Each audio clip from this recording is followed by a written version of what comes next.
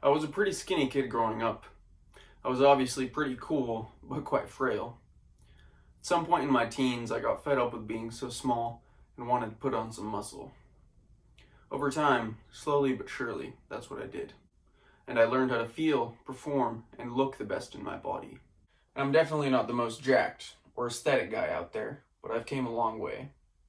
We all want to look our best, feel our best, be the best versions of ourselves, look like a Greek god. And though the reality is, most of us probably won't ever make it there. We won't ever look anything like the almighty Mike O'Hearn, but we can, and sure as hell should, try our best. With enough time and effort, who knows, we might just get halfway there. In this video, I want to show you what I did to get here. These are the things that I wish someone would have told me growing up, which would have made my journey a lot simpler and easier. These are the things that you need to do to become the best version of yourself, at least aesthetics, fitness, and health-wise. Before we start off, I just want to say that I believe an overall functional, strong, athletic body is genuinely the most aesthetic and attractive to the human eye. I believe aesthetics are pleasing to humans because of what it says about what that body is capable of, and what it's gone through to get to where it is. You can also look really good and have lots of muscle, but have a broken body, and barely be able to move. What's the point in looking really good if you can't function or move properly? Of course, genetics also play a pretty big role, but I'd say all humans play some role in the way they look, good or bad, no matter the genetics. Aesthetics have everything to do with balance. Upper body to lower body, left side to right side, the amount of fat and muscle you have. Symmetry and balance is extremely attractive to humans. Most people don't find the extreme bodybuilder type physiques to be particularly attractive, at least for the most part. Same goes for long distance runner type bodies. You want to be somewhere in the middle, I'd say. I also need to point out that consistency is probably the most important factor in building an aesthetic body. Same goes for habits and basically anything you want to get good at in life. Without consistency and dedication, you won't get far. You won't become aesthetic from just one good workout or one good meal. Keep in mind it takes time.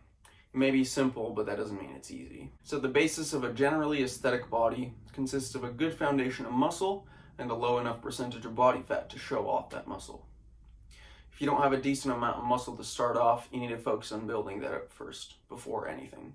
Getting shredded when you're not moderately muscular doesn't result in a particularly aesthetic physique. Muscle is extremely functional, it boosts your metabolism, and it looks pretty cool, so why not build some muscle? You really don't need that much muscle, or that little body fat to look objectively good. Like I said, it's all about balance. It's just like with anything else in life. But let's not get too philosophical here. So what are we going to need to do to build that muscle? Some form of resistance or strength training is absolutely necessary.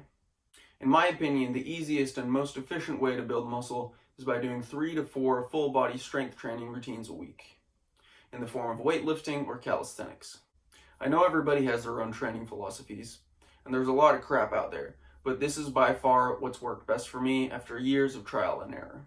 But you do need to experiment for yourself and see what works best for you, according to your lifestyle and schedule. Though when it comes to building muscle and strength, I really don't think you need to do that much. In fact, overtraining can actually lead to worse results than not doing enough, believe me.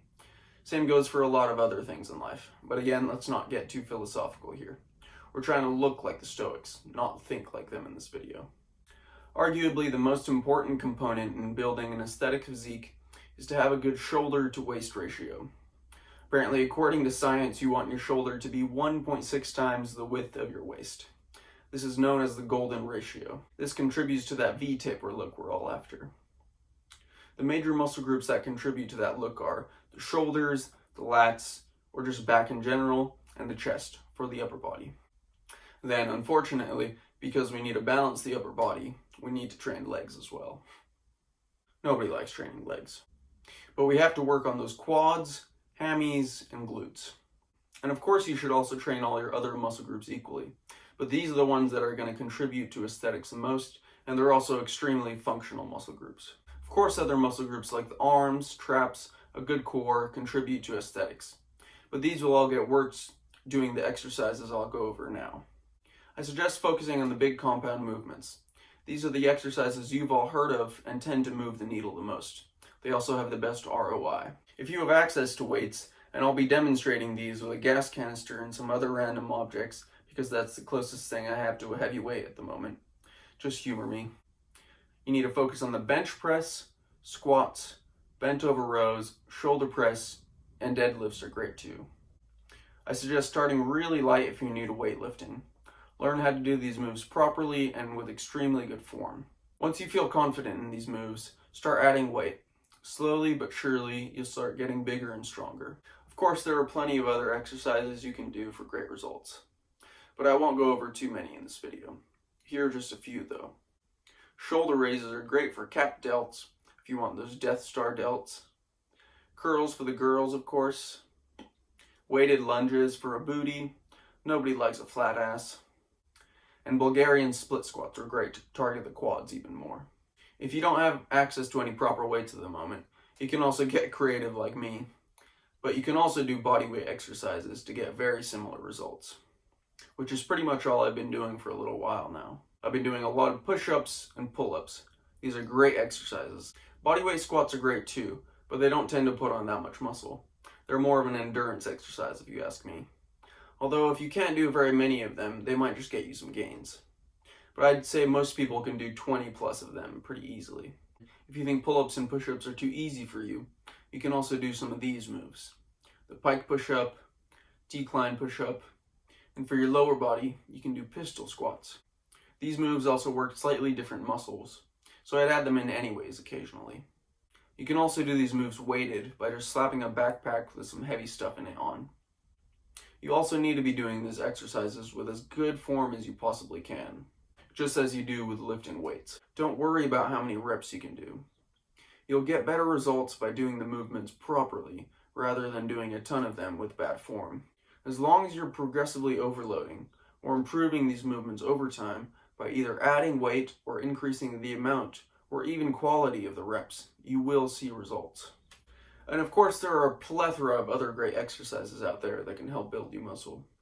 But I think these should consist of the foundation of your strength training sessions, body weight or weightlifting. I believe using both calisthenics and weightlifting makes for the best results. You should be both strong in your body and be able to pick up and move around heavy shit. Not to mention having that ability is extremely functional as well and can help you in your daily life. You need to be working on this week after week, trying to add weight or increase the amount of reps you do from session to session. This is called progressive overload. Slowly but surely you will start to pack on muscle. Make sure you perform these moves to the best of your ability, like I said. Start light and basic. You want to perfect these moves before adding a ton of weight or doing too many reps. It's quality over quantity. The best results come from making these moves count. Don't get sloppy. The results won't be as good and you're more likely to hurt yourself. I would suggest starting off with 3 days a week of full body strength training. Doing each of these exercises for 8 to 12 reps, if you can.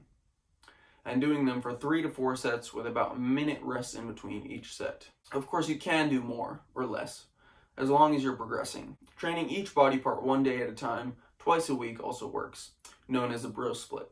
So doing chest 1 day, back another day, legs the 3rd day, resting 1 day, and doing that twice a week. But that means you need to be going to the gym or working out 6 days a week. If that works for you, then great.